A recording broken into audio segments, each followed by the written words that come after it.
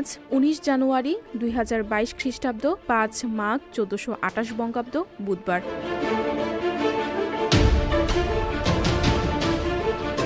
১৯৬৬ সালের ১৯ জানুয়ারি ইন্দিরা গান্ধী ভারতের প্রথম মহিলা প্রধানমন্ত্রী হিসেবে দায়িত্ব গ্রহণ করেন। তিনি ছিলেন ভারতীয় রাজনীতিবিদ, ভারতীয় জাতীয় কংগ্রেসের প্রাক্তন সভানেত্রী এবং ভারতের তৃতীয় প্রধানমন্ত্রী।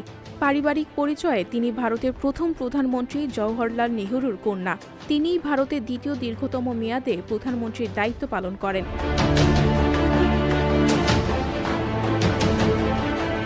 ১৯৯১ সালের ১৯ জানুয়ারি যুক্তরাষ্ট্রে নেতৃত্বাধীন বহুজাতিক বাহিনীর বিরুদ্ধে ইরাক বিশ্বজোড়া গেরিলা যুদ্ধের আহ্বান জানায়।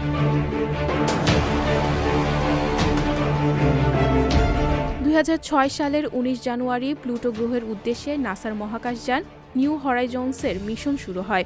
নিউ হরাইজন্স একটি আন্তঃগ্রহ মহাকাশ প্রোব। এটি নাসার নিউ ফ্রন্টিয়ার্স কর্মসূচির অংশ হিসেবে উৎক্ষেপণ করা হয়।